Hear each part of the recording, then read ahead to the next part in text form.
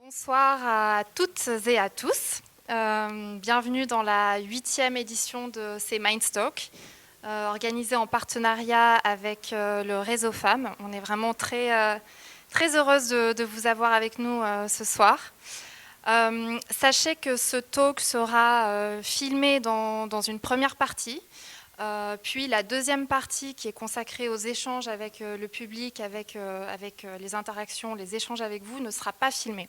Donc ça, c'était important de vous le faire savoir. On va aussi prendre quelques photos si jamais il y a des gens qui ne sont pas à l'aise avec ça, qui ne veulent pas apparaître sur les réseaux sociaux. Vous pouvez le signaler à ma collègue Giovanna derrière. Il n'y a pas de souci, il ne faut pas hésiter à le faire. Elle prendra juste une petite photo de vous pour vous identifier et savoir qu'on n'utilisera pas votre image. Dans les autres infos importantes, sachez qu'il y aura un apéro aussi à la fin de ce talk. Et puis je vais donner la parole à Nadine Roviju, qui est co-responsable de l'espace santé. Et je vous souhaite une très bonne soirée. Donc bienvenue ici à la collective. On se trouve à la collective. La collective, c'est un projet qui a été initié par le réseau Femmes et puis qui est maintenant porté par une fondation qui a été créée, la fondation La Maison des Femmes. Donc voilà, la collective, c'est tout cet immeuble-là qui va accueillir dès 2026 toute une série d'associations et puis qui sera ouvert complètement sur la cité, comme cette rencontre-là. La collective va rassembler des espaces de coworking, des bureaux. Elle va rassembler également des logements relais, des logements intergénérationnels pour les étudiantes, pour les femmes seniors.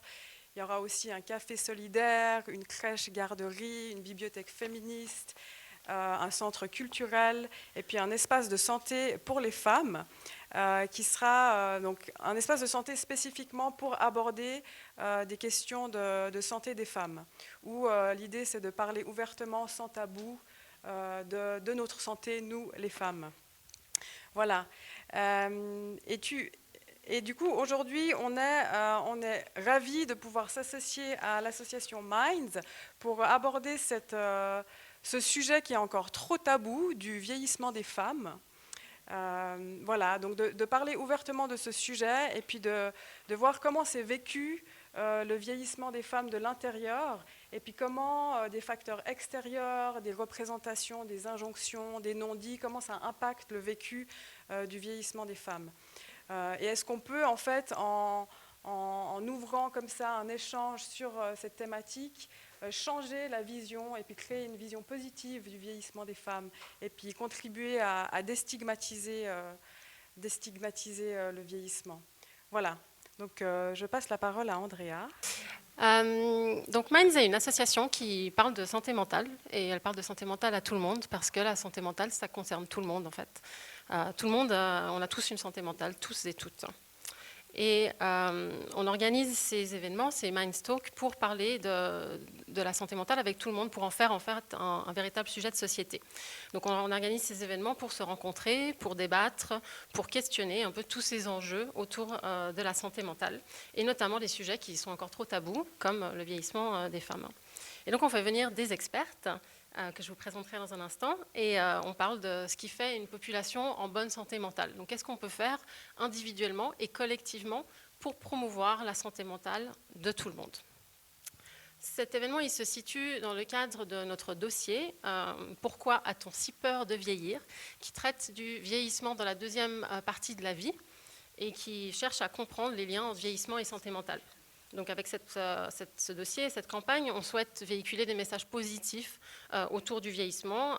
Notamment, on souhaite communiquer que le vieillissement, ce n'est pas une sentence, ce n'est pas un échec, ce n'est pas une maladie, ce n'est pas une perte. En fait, ça peut être aussi une aventure pleine de choses positives. Ce dossier s'adresse à tout le monde, aux jeunes et aux moins jeunes, parce qu'en fait, on vieillit tous les jours. Ça ne concerne pas uniquement à partir d'un certain âge, pas du tout. Donc que l'on ait 20 ans ou 80 ans, on est concerné. Et aussi parce que la vision négative et stéréotypée autour de vieillissement, elle impacte toutes les personnes, mais c'est les personnes qui les portent. C'est tout le monde, toute la société qui porte ces préjugés qui peuvent ensuite influencer les personnes qui en sont victimes. Donc dans ce dossier, on aborde 4 passages clés de la vie qui jalonnent notre parcours de vie à nous toutes et qui peuvent être particulièrement riches ou particulièrement mouvementés. Et ces périodes, c'est la ménopause, le cap de la quarantaine, le passage à la retraite et le cap senior. Donc vous trouverez toutes ces informations, toute cette campagne sur notre site internet. Donc il y a un dossier informatif complet avec des articles qui traitent de ces 4 sujets que je viens de mentionner. On a également un quiz sur lequel vous pouvez tester vos connaissances et des infographies. Elles sont aussi disponibles en version papier, donc on en a affiché ici quelques-unes qu'on vous laissera découvrir ensuite au moment de l'apéro. Et au sein de cette campagne, il y a évidemment le talk de ce soir. Donc le talk de ce soir, il s'intitule « Tout le monde vieillit, les femmes aussi ». Donc on a organisé cet événement pour creuser le sujet de la santé mentale dans le vieillissement à travers le prisme du genre. Donc, on sait qu'il existe des différences de genre en santé mentale. Donc, malheureusement, les femmes ont tendance à avoir une moins bonne santé mentale que les hommes. On observe des différences notamment au niveau de la dépression et de l'anxiété. Donc, même si les hommes ont aussi leurs propres problèmes de santé mentale, sur certains de ces aspects-là, les femmes ont généralement de plus haut niveau. Et du coup, on se demande qu'est-ce qui se passe quand on vieillit. Alors, pour commencer, j'ai plutôt des bonnes nouvelles parce que, en fait, cette différence de genre, elle se réduit au fur et à mesure que l'on vieillit. Donc, en fait, la santé mentale de tous s'améliore avec l'âge. Encore une bonne nouvelle. Et cette amélioration, elle est plus forte pour les femmes que pour les hommes. Donc la différence se réduit, mais elle ne s'annule pas complètement, elle persiste. On maintient quand même une différence, même lorsque l'on vieillit. Donc les femmes continuent de rapporter des niveaux de santé mentale plus problématiques. Mais alors pourquoi cette différence et pourquoi cette amélioration différenciée en fonction des genres? Donc je vais donner quelques tout petits éléments de réponse, mais on va surtout écouter nos experts pour nous parler de tout ça. Donc, tout au long de la vie, les femmes font malheureusement l'expérience de stigmatisation, de préjugés. Elles subissent et sont victimes de sexisme pendant de nombreuses années. Et donc c'est en tout cas une partie de l'explication de pourquoi est-ce que la santé mentale des femmes a tendance à être moins bonne que celle des hommes. Et à ce traitement injuste lié au genre, va se rajouter encore en vieillissement le phénomène de l'agisme. Donc l'agisme, c'est le fait de traiter négativement des personnes en raison de leur âge. Alors, bien sûr, des personnes jeunes peuvent aussi être victimes d'agisme, mais ce soir, on va surtout parler des personnes plus âgées qui subissent de l'agisme. Donc, le fait d'être victime d'agisme, ça va avoir des effets négatifs sur la santé mentale. Donc, les personnes qui ont expérimenté de l'agisme, qui se souviennent d'événements dans lesquels ils ont été victimes d'agisme, ils rapportent aussi plus de symptômes dépressifs et anxieux, plus de stress et moins de bien-être. Et on sait que les préjugés à l'égard des personnes âgées, elles peuvent non seulement donc influencer les personnes elles-mêmes, mais elles peuvent aussi influencer notamment les personnels de santé, et ça, les professionnels de la santé. Et donc ça va avoir un impact sur la prise en charge et la prévention qui est faite auprès des personnes âgées. Donc on sait que par exemple, les médecins peuvent avoir tendance à utiliser un peu du baby talk quand ils parlent avec les personnes âgées et à pas leur expliquer complètement ce qui se passe dans leur santé parce qu'on pense que les personnes ne vont pas être capables de comprendre. Donc ça, c'est un exemple de traitement différencié, c'est un exemple d'agisme. Donc on voit que l'agisme peut vraiment avoir des conséquences directes sur la santé mentale et physique des personnes. On sait aussi qu'il y a un phénomène d'auto-stigmatisation, donc les personnes peuvent s'auto-agiser et puis ça peut avoir un impact sur la façon dont les personnes se perçoivent. Et on sait que les personnes qui ont une vision moins négative du vieillissement, elles vivent plus longtemps. Et en moyenne, c'est 7 ans et demi de gagner si on a une vision positive du vieillissement. Et donc ça, c'est pas rien quand même. Et donc ce regard, évidemment, c'est un regard individuel qu'on a sur soi-même, mais il est évidemment influencé par la société dans laquelle on évolue et par les préjugés auxquels on peut être exposé. Donc c'est vraiment important de se sentir bien, c'est vraiment important d'avoir une vision positive du vieillissement, ça peut avoir des conséquences vraiment très concrètes pour les personnes. Mais ensuite, qu'est-ce qui se passe quand on met ensemble ces deux dimensions de sexisme et d'agisme? Qu'est-ce qui se passe en fait pour les femmes qui vieillissent?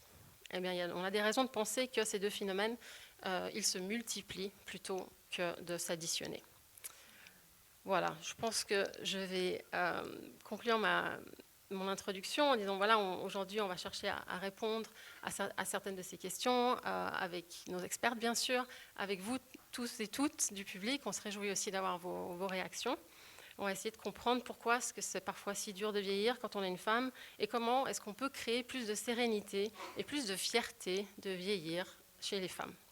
Donc, 2 invités fantastiques aujourd'hui pour parler de cela. Donc, Ghislaine Egger, vidéaste, photographe et chef de projet au sein de l'association Tokyo Moon, qui est à l'origine de l'exposition Silver Power, des romandes fiers de leurs cheveux gris.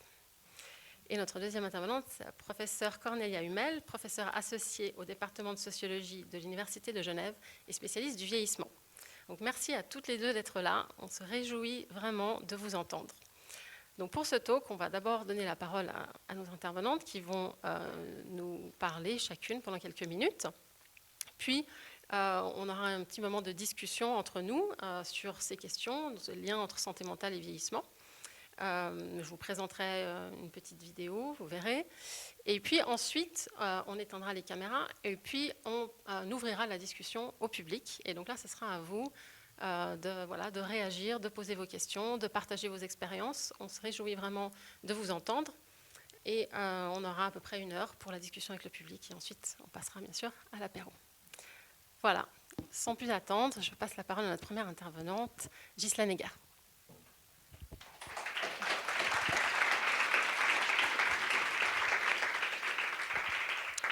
Eh bien, bonsoir à toutes et à tous et merci beaucoup pour cette invitation. Merci aussi à vous d'avoir répondu présent de cette manière. On ne savait pas trop si on aurait du monde et on est ravis de voir qu'il y a des femmes et des hommes.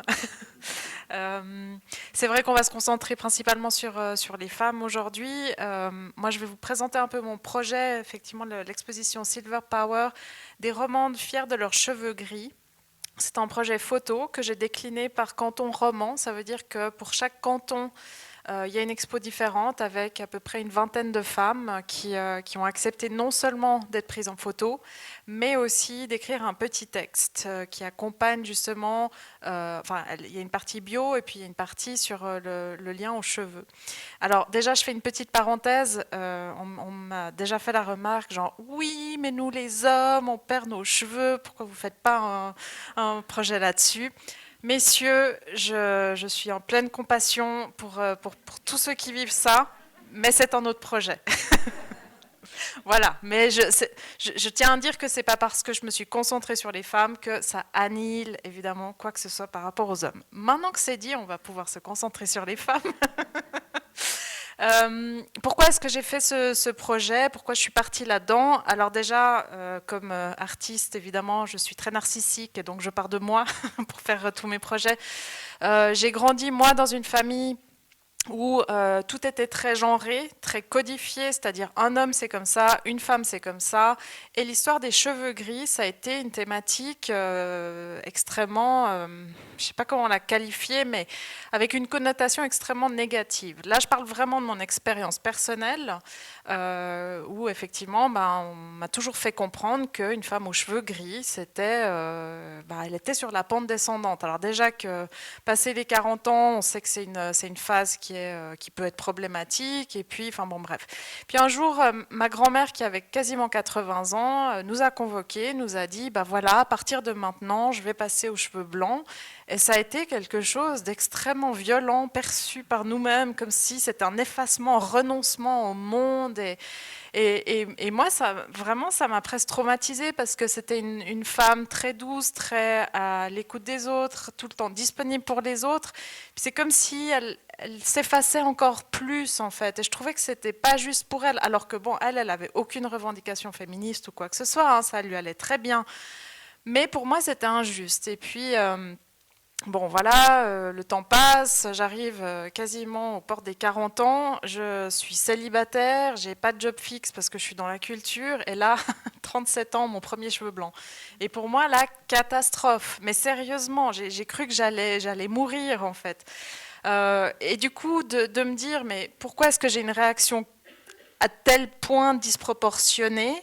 ça m'a fait réfléchir, et comme en général mon travail artistique se porte justement sur des questions sociétales, je me suis dit allons au bout de la démarche et allons à la rencontre de femmes, alors je vais mettre des gros guillemets, actives, qui assument leurs cheveux blancs. Pourquoi actives? Alors c'est vrai que mon projet s'est concentré principalement sur des femmes entre 30 et 60 ans, mais j'ai pris évidemment des femmes aussi plus âgées parce que je considère qu'on peut être active jusqu'à pas d'âge. Mais voilà, je voulais thématiser à ce sujet pour aussi inverser la tendance, parce que c'est pas forcément justement les femmes qu'on représente le plus dans les médias, dans les films.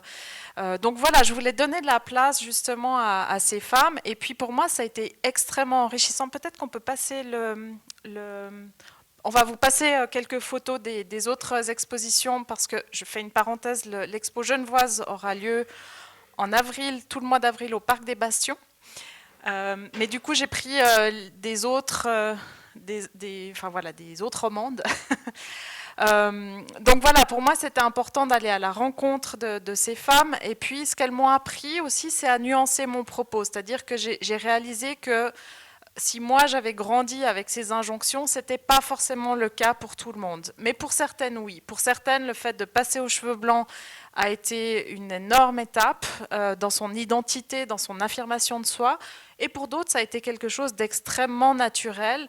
Et ça, moi, personnellement, ça m'a fait un bien fou d'entendre toutes ces femmes me raconter justement comment elles géraient leur propre passage du temps.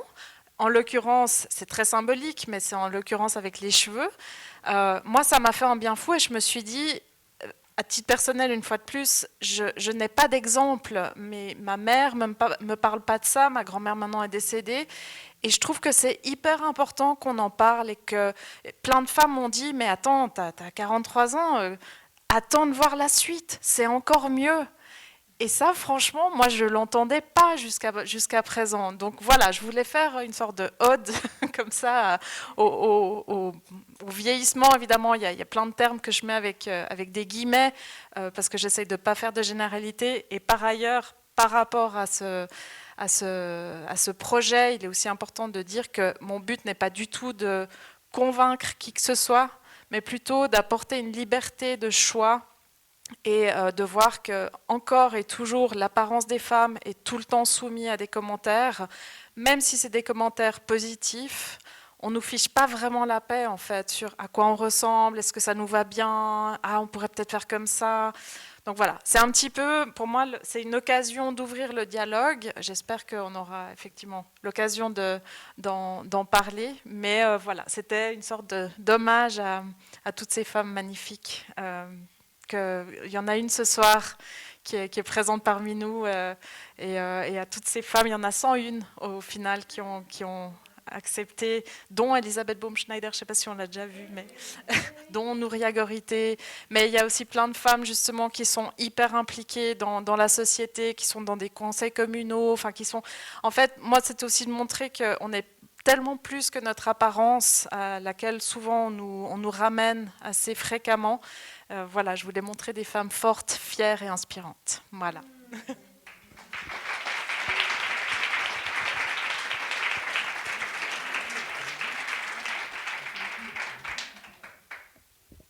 Alors, je mets ma petite montre, parce que je peux être très bavarde. Merci Ghislaine, j'ai beaucoup aimé l'exemple de la décision de la grand-mère de 80 ans, parce que c'est une des caractéristiques, on y reviendra. Je pourrais vous raconter mon histoire de pas cheveux gris aussi plus tard, où tout d'un coup, quand on se teint les cheveux, on est amené à prendre une décision. Ce que les femmes qui ne se teignent pas les cheveux, ça vient tout seul. Celles qui se teignent, elles doivent un jour dire « j'arrête ». Et on n'arrête pas comme ça, c'est-à-dire qu'on ne devient pas gris d'une nuit à l'autre. C'est un processus, je pense qu'on pourra en reparler. Donc moi, j'ai préparé 2-3 petits éléments qui peuvent servir à la réflexion pour la discussion. Alors, avant toute chose, je voulais revenir sur une des choses qui a été dite en présentation, effectivement, qui était la bonne nouvelle que les différences de genre s'atténuent, l'âge ou le grand âge venant, mais il faut que je rajoute une chose, je suis sociologue. Les inégalités, les effets des inégalités, eux, se creusent avec l'âge. Donc la bonne nouvelle d'un côté, la mauvaise nouvelle de l'autre. Je voulais vous dire quelques mots sur l'espérance de vie dont on parle souvent, le vieillissement démographique, l'allongement de la vie, etc. En relation avec la question pourquoi est-ce qu'on a peur de vieillir? Alors, tout d'abord, la peur du vieillissement ou l'image négative du vieillissement, ça date d'il y a très longtemps. Les philosophes grecs se plaignaient déjà des vicissitudes de l'âge et de la sénescence. Ça n'a rien de nouveau, sachant que de tout temps, les dernières années, les derniers mois ne sont pas forcément les plus rigolos de la vie. Ce qui change au cours du XXe siècle, c'est effectivement que le vieillissement est repoussé, que la mort est repoussée dans le vieillissement. Si on prend les chiffres de l'espérance de vie, que vous connaissez sûrement comme ça un peu intuitivement, en 1920, l'espérance de vie à la naissance était pour les femmes de 57 ans, pour les hommes de 54, mais à l'espérance de vie à 65 ans, une fois qu'on était arrivé à 65 ans, on avait 11 ans de rab pour les femmes. Donc, en fait, ça nous amenait à 76 ans en moyenne, une fois qu'on était arrivé jusqu'à 65. Donc, on avait passé, en fait, le cap de la mortalité infantile, le cap de divers accidents. Donc, et je prends 1920, c'est encore plus vrai pour le 19e siècle. Au 19e siècle, on mourait beaucoup à tout âge et encore plus au 18e. Et aujourd'hui, de façon intéressante, l'espérance de vie à 65 ans est à peu près, pour les femmes, nous amène à 87 ans. L'espérance de vie à la naissance est à 85. Alors, je ne vais pas rentrer dans les subtilités démographiques, mais effectivement, le gain de l'avancement en âge et de l'espérance de vie qui s'allonge, plus on avance en âge, il est très réduit aujourd'hui par rapport à 1920. Donc la mort est reculée dans l'âge, ça rend la vieillesse encore moins intéressante et encore plus effrayante, on va dire, puisque c'est normal de s'approcher de la mort quand on est vieux. C'est scandaleux, inadmissible, révoltant lorsque la mort intervient plus tôt dans la vie. Le deuxième élément dont je voulais parler, c'est qu'on est dans des sociétés de réussite. Et effectivement, nombreuses sont celles dans la salle, et je nous mets avec, qui commencent à se battre contre l'âge parce qu'il faut quand même réussir sa vieillesse, et on sait réussir sa vieillesse, c'est anticiper un petit peu. Donc on achète la première crème anti-rides, je ne sais pas. Alors il semblerait que maintenant on peut faire on nous vend des crèmes anti-rides à partir de 35 ans parce que quand même il faut prévenir. Donc voilà, toute la cosmétique qui plus tard se prolonge dans toutes sortes de trucs et de machins que vous pouvez faire plus ou moins invasifs. L'exemple extrême, c'est la chirurgie esthétique, mais maintenant, il y a toute une palette. Et en fin de compte, dans notre apparence et dans notre mode de vie, on passe beaucoup de temps à soit réussir sa vieillesse en se battant contre la vieillesse et en refusant, en fait, ce qui est perçu comme un stigmate. Donc, rester jeune, rester actif, rester bien mis sur soi. Et évidemment, ça a un effet de rétroaction. Plus on refuse le vieillissement, plus on va contribuer toutes à renforcer le vieillissement comme étant quelque chose de négatif et qu'on va repousser le plus loin possible, comme démographiquement on l'a fait avec la mort. Ça donne quoi comme résultat? Ça donne une invisibilisation du vieillissement. Alors, vous avez peut-être remarqué, je ne parle pas de la vieillesse, je parle du vieillissement. Parce que j'insiste sur le processus. C'est un des points que je trouve important dans la soirée. C'est pour ça que j'aime l'histoire des cheveux qui poussent, qui changent, qui évoluent. Et dans le fond, le vieillissement, il commence grosso modo le jour où on est né. Le renouvellement cellulaire, il se met en route à ce moment-là. Et puis, vous le savez peut-être, il y a des facultés qui baissent dès l'âge de 20 ans. L'audition commence à très lentement baisser et à devenir moins performante à partir de l'âge de 20 ans. J'aime bien dire ça à des jeunes pour traumatiser un petit peu. Donc on est dans une invisibilisation du vieillissement. Et là, ça c'est une des interrogations que j'ai envie de partager avec vous tout à l'heure, notamment dans les milieux féministes. Et effectivement, comme l'écrivent mes collègues lausannoises dans le numéro spécial de la revue Nouvelles questions féministes, alors que la période du vieillissement au féminin, aussi au masculin, s'allonge, cette période qui est qualifiée ironiquement de ni productive ni reproductive, hein, cette période s'allonge, eh ben, elle se double au mieux d'une invisibilisation sociale, au pire d'un stigmate. Et quand on regarde du côté de la production en sciences sociales ou des luttes sociales des milieux féministes, on a aussi cette curieuse concentration sur le corps reproductif, donc sur des luttes qui concernent des femmes qui sont grosso modo entre la puberté et la ménopause. Et puis on s'intéressera, alors j'ai fait un petit florilège comme ça à l'après-vert, au harcèlement sexuel et sexiste, aux violences gynécologiques, aux violences obstétricales, à l'insécurité dans l'espace public, évidemment aux violences conjugales et sexuelles et en général. On s'intéressera évidemment aux questions autour de la menstruation, qui sont relativement récentes et évidemment nécessaires, précarité menstruelle, congé menstruel, aux inégalités dans le monde du travail, aux discriminations dans le monde du travail. Voilà, tout ce catalogue, ça concerne des femmes entre, grosso modo, 12, l'âge où on commence à se faire siffler dans la rue, jusqu'à 65. Et puis après, c'est le grand silence. C'est le grand silence, y compris dans les milieux féministes. Alors, il y a eu un sursaut à l'occasion d'AVS 21. Là, on s'est rappelé que les femmes vieillissaient, mais bon, c'était parce que c'était AVS 21, et puis entre-temps, ça s'est un petit peu calmé. Et comme vous l'avez peut-être lu dans cette très belle enquête qui a été faite par la RTS sur le féminicide au grand âge, alors que le féminicide fait partie effectivement des problématiques dont se sont beaucoup saisis les milieux féministes ces dernières années, le féminisme au grand âge et la violence conjugale au grand âge, voilà, je n'ai jamais vu une pancarte de manifestation ni un tract qui s'inquiétait effectivement du féminicide au grand âge. Et je termine sur une espèce de proposition pour la discussion. Ouais, j'ai été aussi rapide que toi.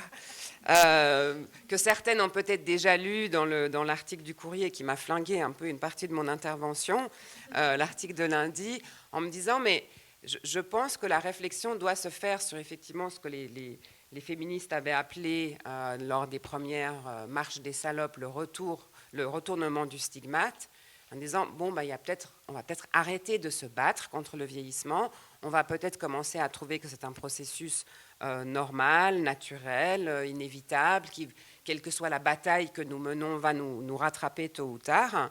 Et effectivement, cette acceptation, ce n'est pas à 75 ou 80 ans, le jour où on décide de passer aux cheveux blancs, ça commence en fait avant. Ça commence bien avant, à mon avis, le point où le corps nous questionne, c'est beaucoup pendant la période de la ménopause, où certaines se transforment en warrior en disant non, on ne m'aura pas, et puis zut, j'ai déjà eu les douleurs menstruelles, j'ai eu mes règles, j'ai accouché, j'étais enceinte, j'ai été accouchée, et maintenant en plus, je dois encore me taper la ménopause. Ou alors faire avec tout ce qui se passe dans notre corps à ce moment-là, et effectivement, ultimement, alors soit imaginer une marche, une pride des vieilles, ou simplement de dire à un moment donné, oui, je vieillis, voire oui, je suis vieille. Alors ça nous dit, c'est à partir de quand qu'on dit oui, je suis vieille.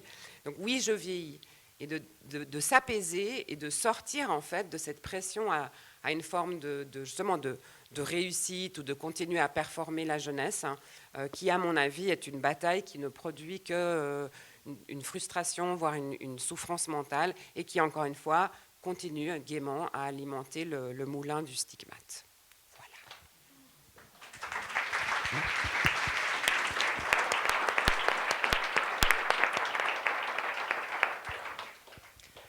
Merci infiniment à toutes les deux pour ces interventions. Pour continuer de nourrir un petit peu la réflexion, je vais vous montrer une petite vidéo qui a été réalisée par Minds sur la ménopause. Oh là là, regarde le poids qu'elle a pris celle-là. T'es trop vieille pour ce job. Elle a pris un sacré coup de vieux, dis donc. Vous avez déjà entendu de tels commentaires balancés aux femmes qui vous entourent ? Eh oui, c'est là le quotidien de bon nombre d'entre nous. Et les choses ne s'arrangent pas avec la ménopause, au contraire. La vision que la société renvoie d'elle-même aux femmes ménopausées n'est pas très réjouissante. et les stéréotypes genrés y sont pour beaucoup. Dans nos sociétés, une femme doit être jeune, belle, lisse, fine, et le rester, et surtout, elle doit pouvoir donner la vie. Tous ces critères forment une vision stéréotypée et dépassée de la féminité. La ménopause mène effectivement à une perte de fertilité. Elle peut provoquer une prise de poids, et l'avancée en âge implique l'apparition de rides et de cheveux gris. Mais perd-on sa féminité pour autant ? À toutes ces critiques s'ajoutent les multiples symptômes liés à la ménopause. Bouffées de chaleur, sueur nocturne, fatigue, sécheresse vaginale, maux de tête, problèmes de sommeil, d'humeur et de concentration. Chez les femmes de 50 à 65 ans, 87% ressentent au moins un symptôme de la ménopause. Et pourtant, 44% n'ont jamais évoqué leurs symptômes avec un ou une professionnelle de la santé. Pas étonnant alors de constater que la ménopause fait peser un poids démesuré sur la santé mentale des femmes. Face à toutes ces difficultés, elles peinent à mener de front vie sociale, vie personnelle, vie sexuelle et vie professionnelle. 20% des femmes de 50 à 54 ans sont affectées sévèrement par la ménopause dans leur vie personnelle comme professionnelle.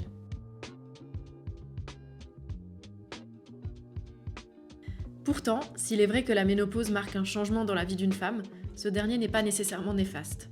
Cette vision négative d'une transition biologique reflète plutôt notre refus collectif d'accepter que les femmes aussi vieillissent, au même titre que les hommes, et qu'il existe une multitude de manières de se sentir féminine, ou pas. Le combat quotidien des femmes, c'est aussi de revendiquer le droit de ne pas se sentir féminine, ou de ne pas l'être à tout prix.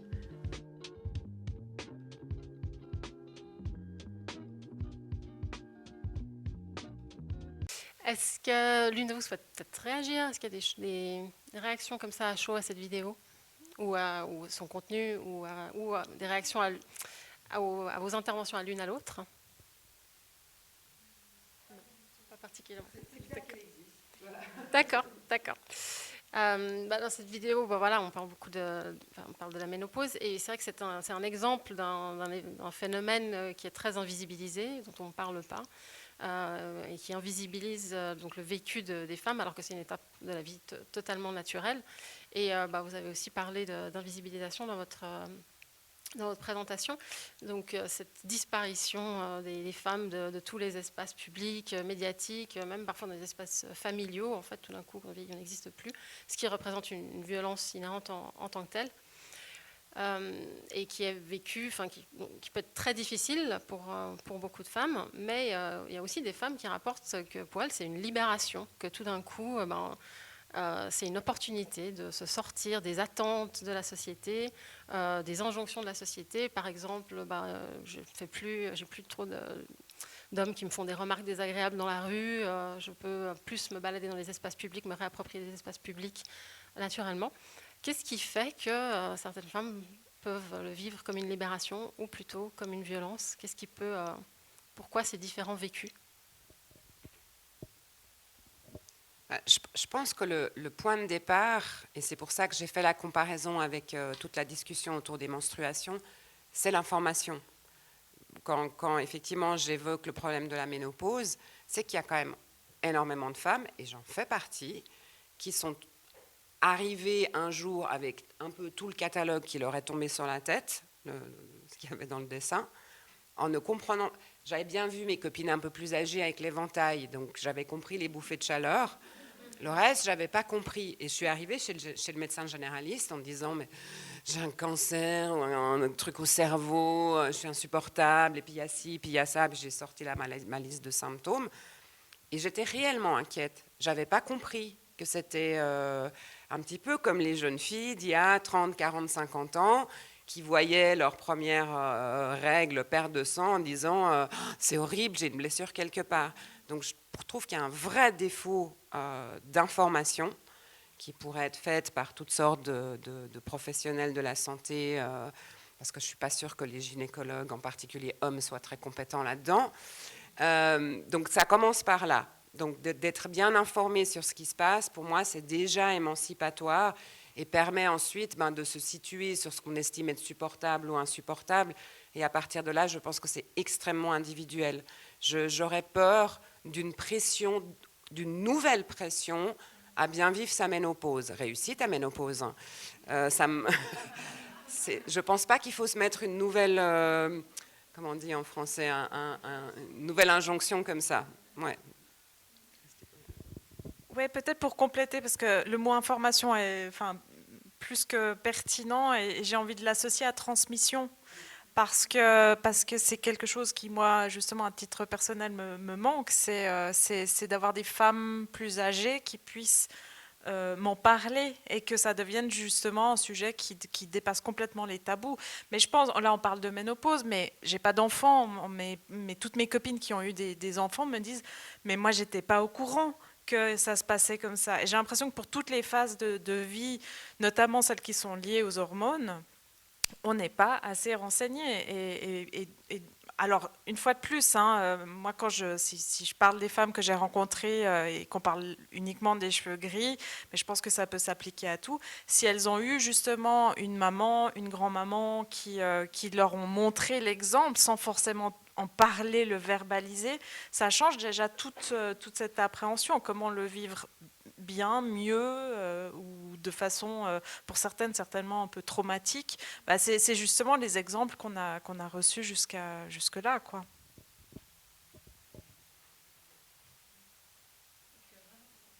Vraiment pas. Vraiment pas. Justement, pour rebondir peut-être un peu là-dessus, sur le fait d'avoir des exemples qui nous permettent de nous identifier et de nous projeter, comment est-ce que, alors, vous avez parlé du cadre familial, mais comment est-ce qu'on peut créer des modèles positifs plus au niveau sociétal ?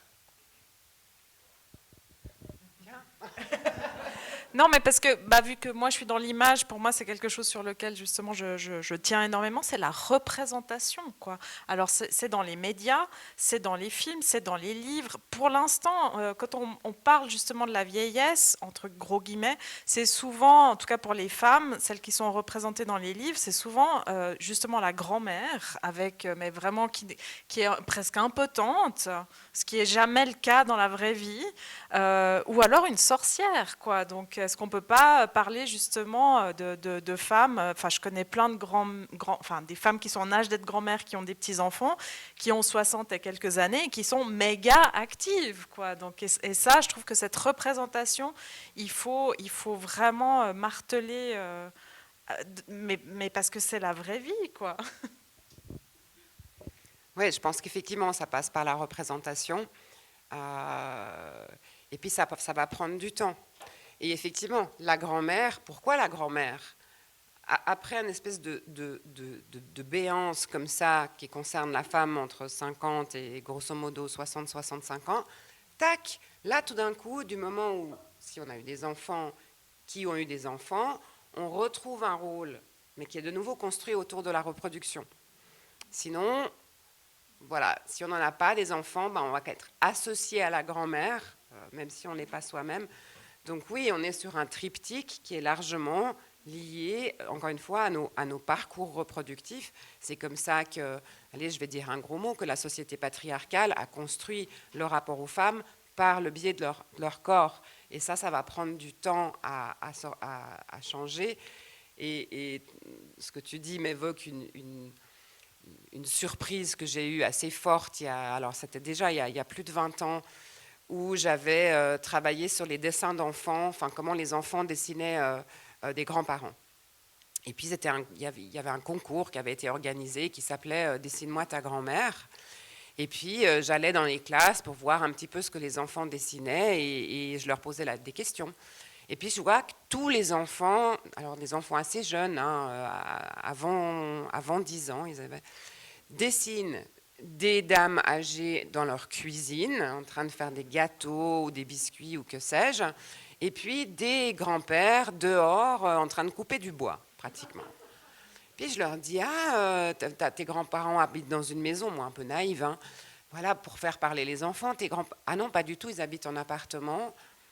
D'accord, donc il n'y a pas de jardin. Non. Puis ton grand-père, il s'est coupé du bois, je ne sais pas. Okay. Et en fait, je me suis rendu compte qu'il dessinait la désirabilité. Voilà, c'est comme ça qu'ils se représentent et qu'ils aimeraient que leurs grands-parents soient. Et là, je me suis dit, waouh, le chemin, il est long.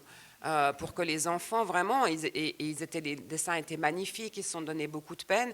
Et ils projetaient, effectivement, c'est comme ça que ça doit être. C'est pas comme ça que c'est chez moi. Et ma grand-mère, elle est peut-être malade et elle fait plus de gâteaux, ou elle a jamais fait de gâteaux parce qu'elle cuisine pas bien et elle aime pas. Mais non, c'est pas grave, on m'a dessiné une autre grand-mère. Et c'était très impressionnant parce que le titre du concours, c'était « Dessine ta grand-mère et ton grand-père ».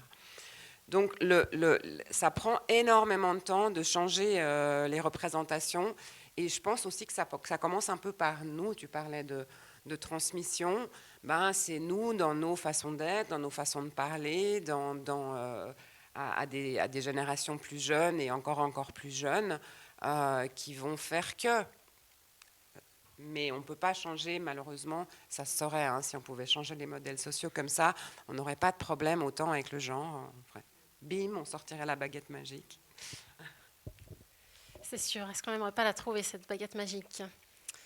Dans ta présentation, Cornelia, tu as parlé de cette idée que plus on refuse le vieillissement, on est actif, voilà, pour rester actif, rester en bonne santé, etc., qu'en fait, on renforce aussi les préjugés en faisant ça. Puis ça m'a fait penser à il y a un peu cette injonction contradictoire qu'ont les femmes vieillissantes il faut être authentique, il faut être naturel, il ne faut surtout pas utiliser d'artifice, de chirurgie, etc. Mais en même temps, il faut rester jeune, il faut rester jolie, il faut rester mince. Alors comment on peut faire?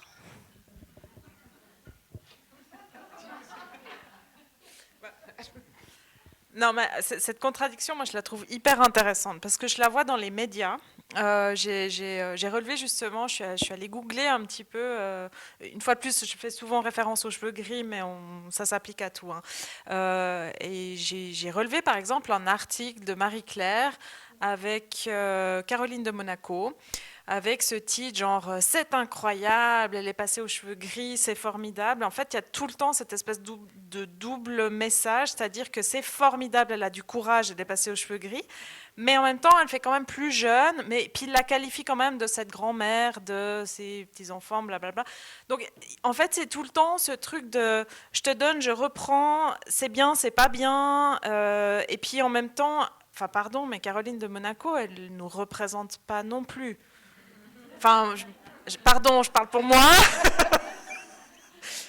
Mais elle a les moyens quand même, si elle veut, d'avoir les plus beaux soins, d'avoir du personnel qui s'occupe d'elle, comme Andy McDowell d'ailleurs, on parle beaucoup d'elle. Alors moi je trouve génial parce qu'elle fait quand même avancer des choses, puis elle-même essaye de combattre justement un peu les préjugés, mais enfin, je veux dire, quand on la photographie, elle est sur le tapis rouge de Cannes, donc elle a passé des heures à être maquillée, à être pomponnée. Alors oui, elle a une magnifique chevelure grisonnante, mais on n'a jamais parlé autant d'elle que depuis qu'elle a ses cheveux gris, donc ça thématise à fond. Donc il y a vraiment ce truc, si on parlait d'elle pour son actualité, ce serait autre chose que de dire « Ah, regardez, c'est formidable, ce courage qu'elle a ». Et une fois de plus, elle est sublime, en tout cas quand elle est représentée sur un tapis rouge, quoi. Donc voilà, je ne sais pas si ça fait avancer le schmilblick, mais je trouve que les médias ont vraiment un rôle justement dans cette espèce de double discours. Oui, et j'irai même plus loin. Je pense qu'on aura gagné un petit bout de bataille le jour où les soins capillaires, on lâche un peu, parce que c'est un petit peu le problème que j'ai avec toutes les représentations du beau cheveu gris. Comme tu l'as dit, il est beau. Il est entretenu, les femmes vont chez le coiffeur, entretiennent, d'après ce que j'ai compris, assez souvent la couleur pour qu'elle soit belle, soit un beau gris ou un beau blanc. Mais des fois, selon la couleur qu'on avait avant, ça tourne au jaune, c'est pas génial. Et voilà, et puis j'aimerais quand même souligner, il n'y a pas que les hommes qui perdent leurs cheveux. La ménopause, c'est aussi le moment où on peut commencer à perdre les cheveux. Et donc, on n'aura pas la super belle chevelure. Et puis, selon ce qu'on a fait comme métier aussi, ça a un impact sur la santé capillaire, la santé mentale et la santé capillaire. Et là, je reviens sur mes affaires d'inégalité sociale. C'est de ça dont on parle. C'est-à-dire que si le modèle, c'est la super belle femme qui assume une partie de son âge, je dirais par les cheveux ou par d'autres parties du corps, mais pour le reste, voilà, elle est quand même parmi les privilégiés. Voilà, je trouve que ce n'est pas la solution. Maintenant, ta question, elle me fait penser, alors je ne peux plus le faire maintenant parce que c'est trop tard, mais si je m'étais mise devant la porte en bas et que je vous avais posé la question, est-ce que vous êtes vieille ?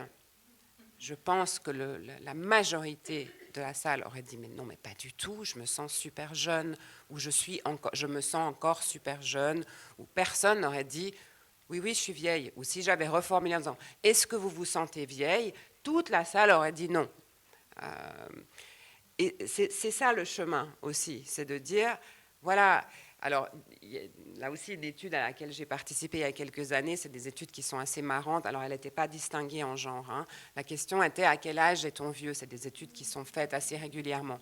Alors, c'est rigolo parce que les enfants, ils disent 25 ans.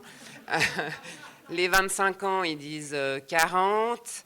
Les 40, ils disent 60. Les 50 disent 75.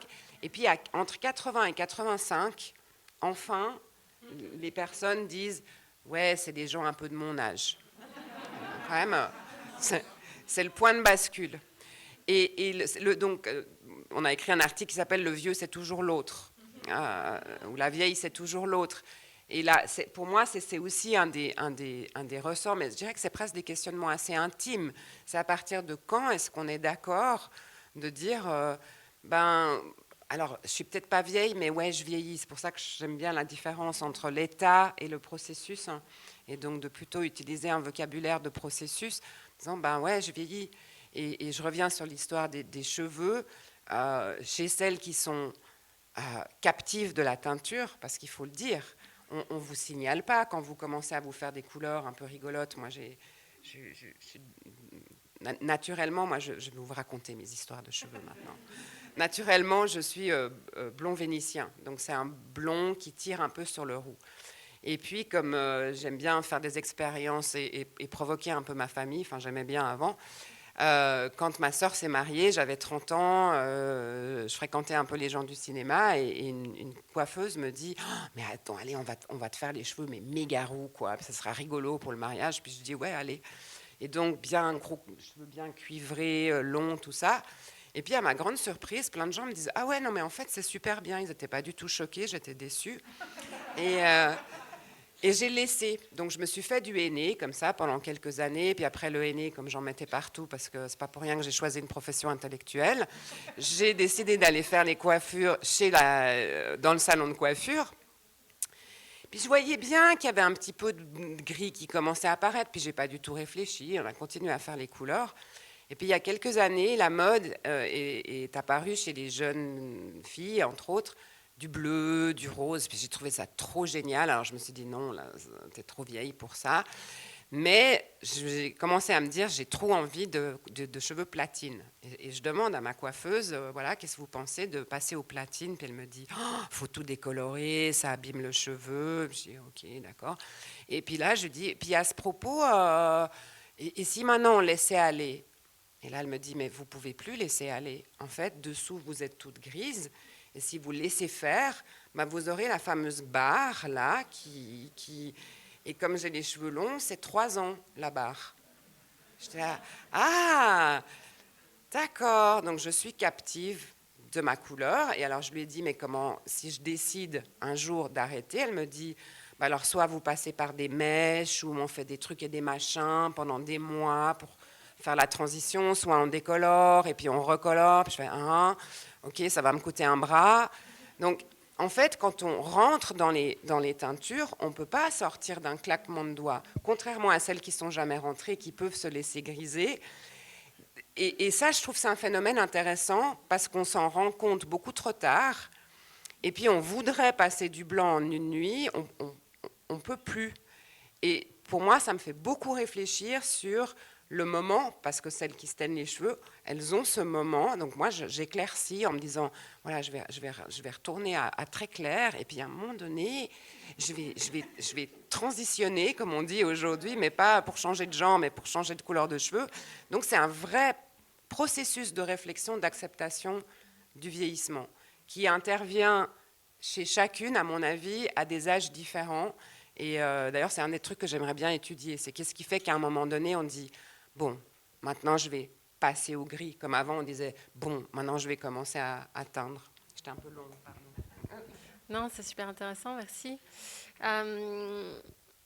On a pas mal parlé des nombreux problèmes autour du vieillissement des femmes. Quid des solutions? Est-ce qu'on peut donner 2-3 pistes comme ça? Que peuvent faire les femmes elles-mêmes concrètement pour créer plus de fierté, plus de sérénité autour du vieillissement? J'ai envie de dire, c'est ce qu'on est en train de faire, il me semble. Je ne suis pas la spécialiste des solutions, hein. Moi je suis chercheuse, donc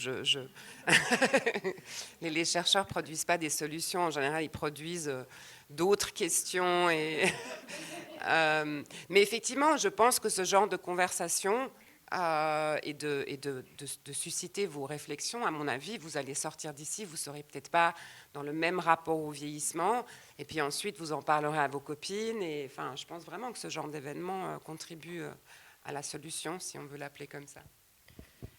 Alors moi, il y a un mot qui me vient à l'esprit et en même temps, j'hésite à l'utiliser parce que j'y adhère pas toujours, mais c'est le mot sororité. Parce que je trouve qu'entre femmes, on a tendance à être extrêmement dur entre nous, à se juger beaucoup, presque plus que les hommes en fait. Et je trouve que c'est hyper important, je ne sais pas si c'est la solution, mais ça fait partie pour moi en tout cas de certaines clés, c'est d'être vachement plus bienveillante entre nous en fait, et puis de se soutenir plutôt que de venir vers l'autre pour lui dire qu'elle est moche et puis qu'elle est vieille, et puis que... Parce qu'il y a quand même toujours un peu des... Une fois de plus, je parle pour moi, je suis pas sociologue, mais dans mon expérience et dans l'expérience que j'ai eue au travers de tous ces témoignages que j'ai recueillis, c'est vraiment souvent, par exemple, les mamans qui disent « Ah, mais non, t'es horrible » ou « t'es ci, t'es ça ». Une fois de plus, j'en reviens à la transmission, mais entre amis, c'est important aussi. Enfin voilà, après, je sais que c'est compliqué parce que entre nous, surtout plus on est proche, plus enfin c'est un effet miroir, c'est-à-dire que notre meilleur ami passe au gris et nous, on est dans les teintures, justement captifs des teintures. On va faire une remarque en disant c'est horrible, fais pas ça, c'est la catastrophe. Enfin, évidemment, j'exagère, hein, mais ou je marque le trait, mais c'est une façon de dire moi je ne suis pas prête. Et soyons peut-être plus bienveillantes en choisissant les mots aussi qu'on utilise, en disant c'est enfin, génial ton processus. Moi, j'ai pas encore le courage, enfin, de se mettre aussi à sa place et puis d'accueillir finalement la différence de l'autre ou les décisions, les passages de l'autre. Si je peux juste rebondir sur une chose que je trouve qui est importante dans ce qui a été dit, c'est justement la critique. Et c'était la fameuse phrase qui est dans le film oh, « T'as vu le coup de vieux qu'elle a pris ?» Et là, on va faire un petit peu de psychologie sociale. C'est de la réassurance. En général, ça vient assez rarement des jeunes. Ça vient un peu de la même tranche d'âge en disant « Moi, je ne l'ai pas encore eu le coup de vieux. » Alors elle, c'est de la comparaison sociale. Et de sortir de ces logiques de comparaison sociale qui ne viennent pas de nulle part non plus, évidemment, c'est la pression à la séduction, c'est la pression à l'apparence. Donc c'est un petit peu comme c'est la course à l'échalote, faire son vieillissement. Et effectivement, la première qui tombe a perdu, c'est la première qui a reçu le coup de vieux, et puis ensuite les autres vont inévitablement tomber aussi. Et la dernière qui n'aura pas encore eu le coup de vieux, elle est là, yes, moi j'ai gagné 3 ans. Et effectivement, sortir de ça, sortir de ces logiques de comparaison pour nous rassurer sur, encore une fois, notre propre maintien de la jeunesse, c'est une proposition que je trouve super intéressante. Ouais, merci beaucoup. On va ouvrir les questions au public. Donc, on va gentiment éteindre les caméras.